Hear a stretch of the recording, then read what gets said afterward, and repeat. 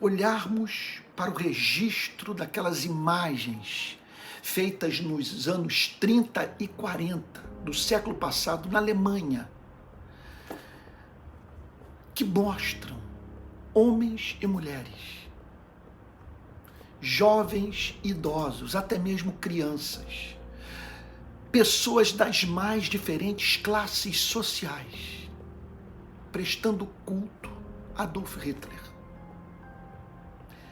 celebrando a sua liderança, subscrevendo as suas ideias, oferecendo a vida para o serviço a ser prestado à tirania. Como tantas pessoas podem, ao mesmo tempo, se comportarem de modo tão irracional, cruel, bizarro? Daí a importância de lermos um livro como esse, A Psicologia das Multidões, que foi escrito pelo francês Gustave Le Bon.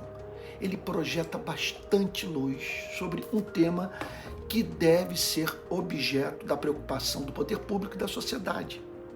Porque quando esse fenômeno ocorre, simplesmente a vida em sociedade pode passar por uma autêntica catástrofe, tal como aconteceu na Alemanha de Hitler, na Itália durante o período do regime fascista de Benito Mussolini, nos países da chamada Cortina de Ferro, na antiga União Soviética, sob o governo de Stalin, e poderíamos apresentar tantos outros exemplos de nações que sucumbiram em razão desse fenômeno que pode atingir a sua vida e a minha vida. Daí o valor de pensarmos sobre esse tema.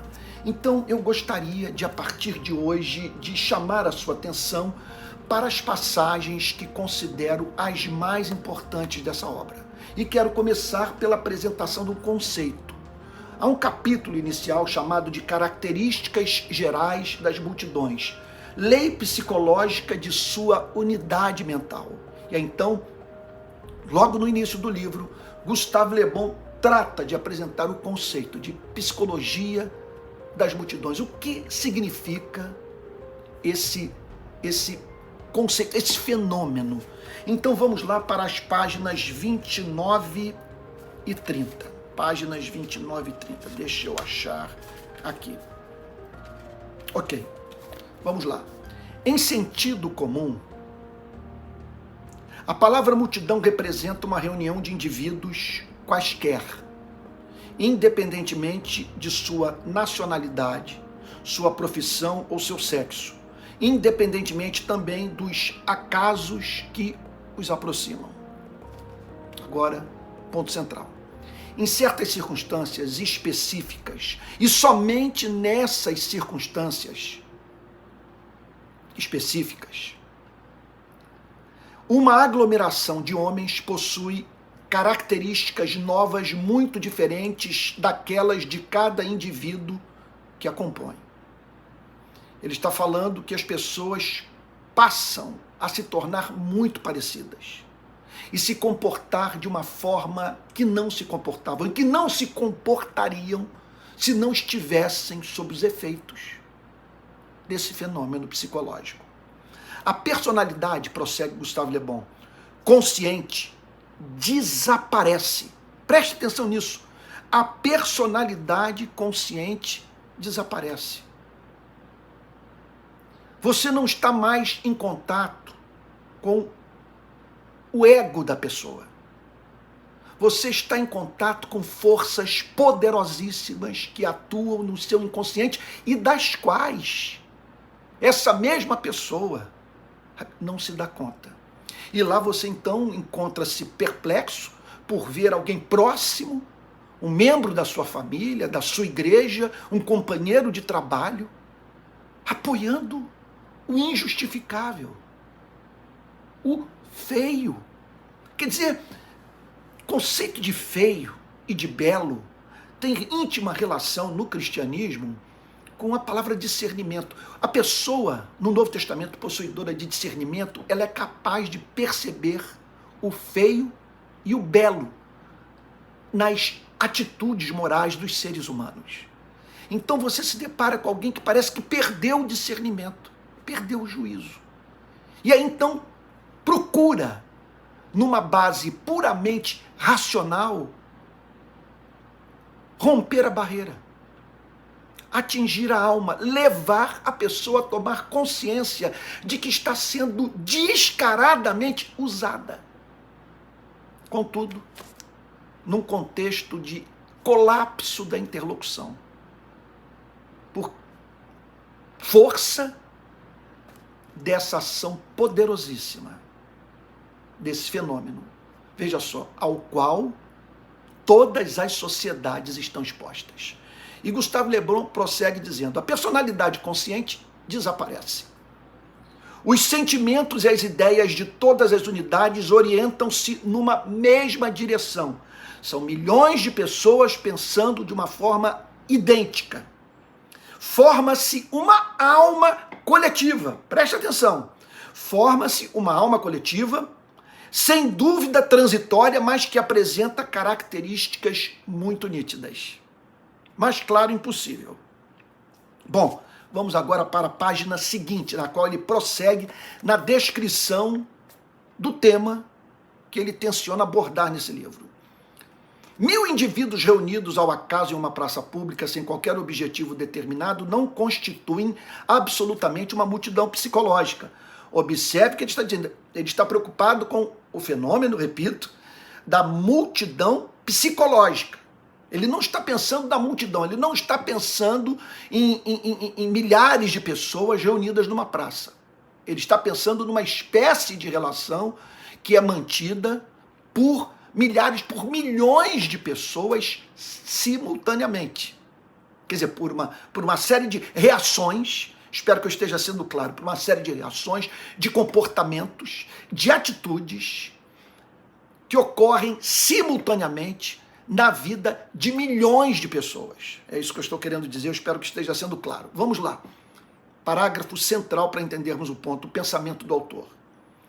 O desaparecimento da personalidade consciente e a orientação dos sentimentos e dos pensamentos em um mesmo sentido, primeiros traços da multidão em via de organização, nem sempre implicam a presença simultânea de vários indivíduos em um único local. Veja só, então ele não está pensando aqui em vários indivíduos no mesmo local, quebrando vidraças de lojas e botando fogo em automóveis, derrubando latas de lixo. Ele não está pensando nisso. Ele está pensando em outra coisa. Veja só, milhares de indivíduos separados podem, em um dado momento, sob a influência de certas emoções violentas, veja só, um grande acontecimento nacional, por exemplo, adquirir as características de uma multidão psicológica. Então vamos lá, é importante repetir essa frase. Milhares de indivíduos separados podem, em um dado momento, sob a influência de certas emoções violentas, um grande acontecimento nacional, por exemplo, adquirir as características de uma multidão psicológica. Então, ocorre uma crise econômica. O país passa por alguma espécie de colapso nas relações trabalhistas. A inflação explode, o desemprego graça. E aí, então, aquelas pessoas, sob o impacto da mesmíssima experiência, eu já estou me adiantando um ponto que ele vai tratar mais tarde, sob a influência de ideólogos, de jornalistas, de políticos profissionais, de formadores de opinião, de sacerdotes, veja só, sabe, essa mesma gente, sob esse impacto emocional, sabe, de ver a economia da sua nação ser levada à bancarrota, elegendo o inimigo, saindo em perseguição daqueles que passam a ser considerados os responsáveis por todas as desgraças que estão acontecendo. E esse é apenas um dos aspectos desse fenômeno. Le Bon prossegue declarando: um acaso qualquer que os reúna bastará então para que sua conduta logo se revista da forma específica dos atos das multidões. É alguma coisa que, aos olhos dos sociólogos, ocorre de uma maneira fortuita, muitas vezes incompreensível. E que leva as pessoas, portanto, a se comportarem como se tivessem uma só alma. É impressionante. Elas interpretam os fatos da mesma maneira, bem como os livros que leem. Ouvem as mesmas pessoas. Buscam, veja, nos jornais, aquela espécie de informação que é veiculada pelo articulista, que ela sabe de antemão que haverá de falar o que ela quer ouvir.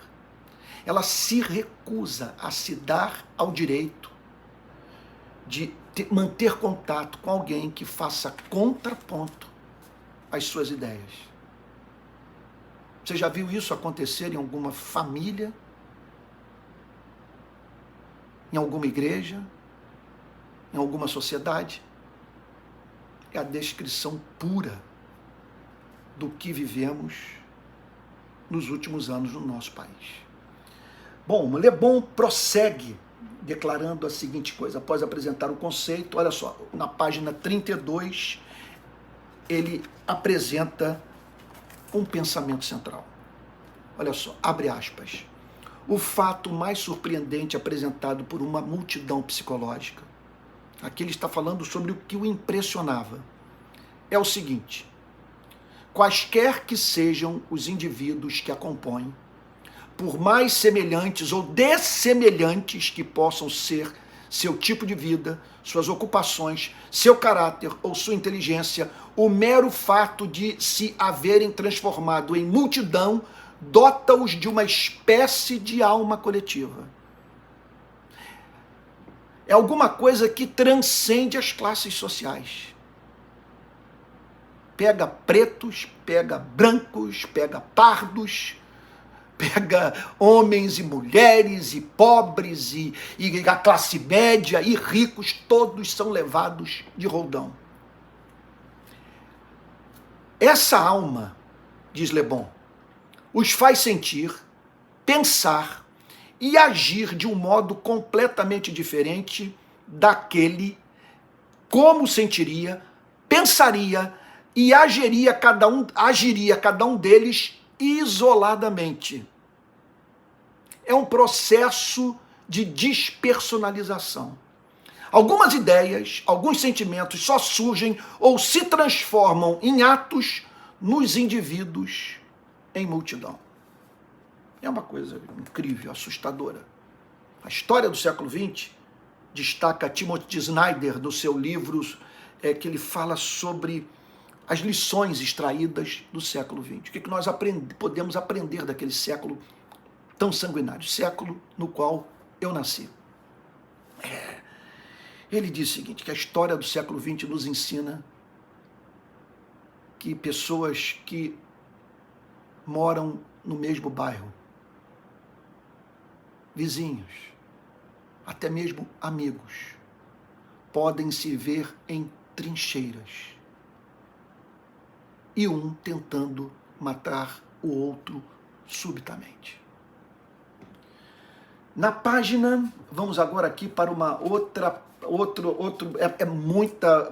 muita citação que eu chamaria de perturbadora e que deveria levar a todos nós a pensar. Agora, passando da página 32 para as páginas 34 e 35. Nessas, ele fala sobre o desaparecimento do sentimento de responsabilidade associado à onipotência. Ele observou isso, que quando esse fenômeno psicológico ocorre, acontece de haver um desaparecimento do sentimento de responsabilidade associado à onipotência. Vamos lá, vamos ouvir o que o próprio autor tem a nos dizer nas páginas 34 e 35. Na alma coletiva, apagam-se as aptidões intelectuais dos homens e, consequentemente, sua individualidade. As pessoas não são mais regidas a partir do que intelectualmente amealharam. Ele prossegue dizendo: o heterogêneo perde-se no homogêneo e as qualidades inconscientes dominam. Ele acreditava nisso e Freud bateu demais nessa tecla. Que o nosso comportamento não é tão racional quanto nós imaginamos. E Le Bon percebeu isso no século XIX, quando ele escreveu essa obra.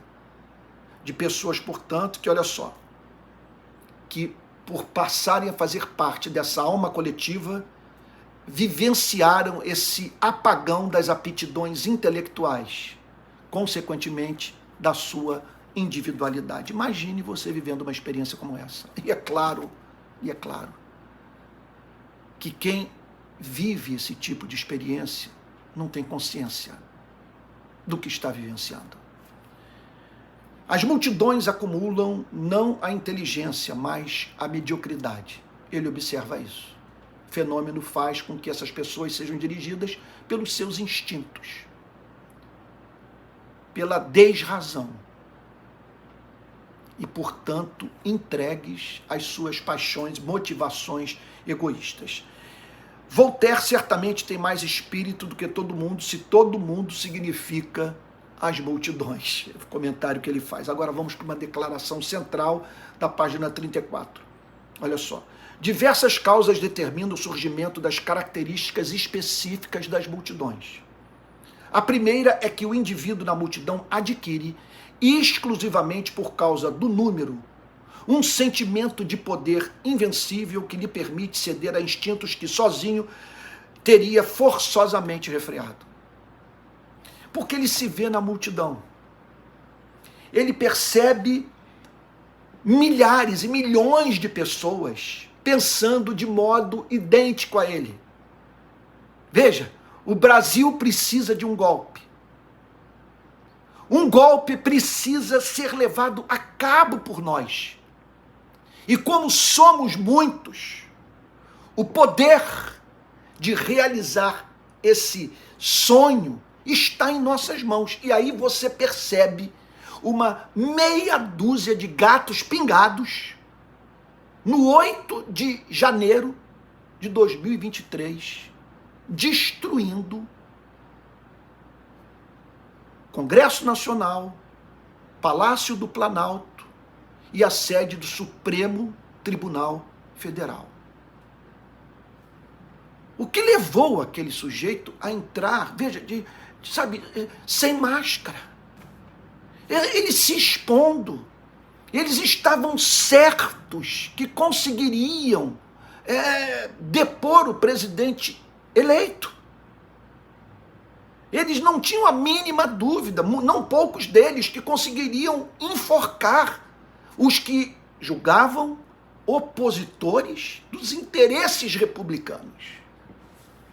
É alguma coisa impressionante. Olha, o que levou, voltando ao exemplo que eu chamaria de situação in extremis, que nos ajuda a entender o ponto. Sabe? Como que a Alemanha e tantos alemães ao mesmo tempo puderam acreditar que aquele país conseguiria manter ao mesmo tempo um conflito com a Inglaterra, com os Estados Unidos, quer dizer, com o mundo livre e com a União Soviética, que conseguiriam resistir em ambos os flancos, deter o avanço do Ocidente, o avanço do Oriente. Quer dizer, se instaurou esse espírito, sabe, de onipotência, que faz as pessoas superdimensionarem a sua capacidade de interferir na história. E aí então, Le Bon declara: cederá a eles, olha só, ainda mais facilmente, na medida em que, sendo a multidão anônima e, consequentemente, irresponsável, olha só, sendo a multidão anônima, muitas vezes ocorre do indivíduo que está submetido a esse fenômeno agir de uma forma descarada por se ver no anonimato. Olha só, sendo a multidão anônima e, consequentemente, irresponsável, desaparece inteiramente o sentimento de responsabilidade que sempre detém os indivíduos. Essa é uma outra característica desse fenômeno. Uma segunda causa, o contágio mental. Intervém igualmente para determinar nas multidões a manifestação de características específicas e, ao mesmo tempo, a sua orientação. Há um contágio mental. As pessoas estão predispostas a ouvirem determinadas coisas e consequentemente, como estão de porteira aberta, escancararam a alma para receberem acriticamente qualquer espécie de informação que venha da parte do grupo a que pertence. Essa gente, portanto, mantém-se exposta a abraçar e defender apaixonadamente a mentira mais deslavada. Então o indivíduo se torna negacionista. Ele nega fatos. Sabe? Ele não consegue ouvir a ciência. Se você apresentar a ele a evidência do que está sendo defendido, ele nega a realidade. É uma perda de contato com o mundo real. Então, sendo a multidão anônima e, consequentemente, irresponsável, olha lá, uma segunda causa, o contágio mental. Em uma multidão, todo sentimento, todo ato é contagioso e contagioso ao ponto de que o indivíduo sacrifique muito facilmente seu interesse pessoal ao interesse coletivo. A pessoa, portanto, se torna propensa a colocar a sua vida no altar, imolando seus interesses pessoais, relativizando, de certa forma, o instinto de sobrevivência, a fim de dar a vida por uma causa. É algo perturbador. Você vê, por exemplo, ideólogos confortavelmente expondo as pessoas a irem para Brasília, quer dizer, ir pastores e empresários, sabe, formadores de opinião, blogueiros, estimulando as pessoas a irem para Brasília, sabe? Vamos lutar pelo golpe. E lá na ponta, aquele sujeito sendo detido e tomando consciência do fato que vai passar cerca de 20 anos atrás das grades. O que o levou a desconsiderar a possibilidade de ser severamente punido, ou até mesmo em julgar que, se necessário fosse, para o triunfo da sua causa, sabe, que ele ofereceria sua vida em sacrifício. Quer dizer, morrer por nada e viver sem razão. Sabe? Então, uma terceira causa, e de longe a mais importante, determina nos indivíduos da multidão características específicas, às vezes muito opostas às do indivíduo isolado. Falo da sugestionabilidade, da qual o contágio mencionado acima é, aliás, apenas um efeito. Que ele está dizendo que as pessoas se tornam propensas a serem objeto de uma espécie de liderança que as move àquela ação. Eu já falei sobre esse ponto, vale a pena insistir, que desconsidera os fatos. Ele diz que as pessoas se tornam sugestionáveis. É isso que ele está falando.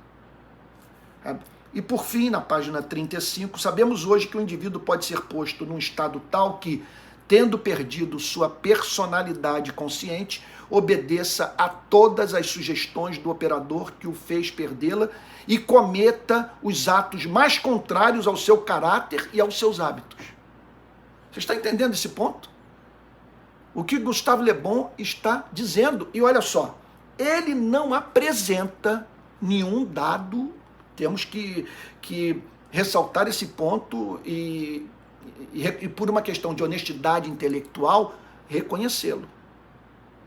Ele está falando, ele não está apresentando aqui evidência científica, mas ele está falando de algo perceptível, que você e eu percebemos. Sabe, que a história geral, sabe, a saga da humanidade nesse planeta torna evidente. Então, como que as pessoas são facilmente usadas por aqueles que, no topo, estão certos de que finalmente passaram a ter um rebanho exposto aos seus mais diferentes métodos de manipulação de massa. O maior exemplo disso, repito, a Alemanha de Hitler, o trabalho de Goebbels, responsável por toda a propaganda nazista, que teve como característica insistir tanto no anúncio da inverdade a ponto de as pessoas acabarem acreditando em mentiras deslavadas.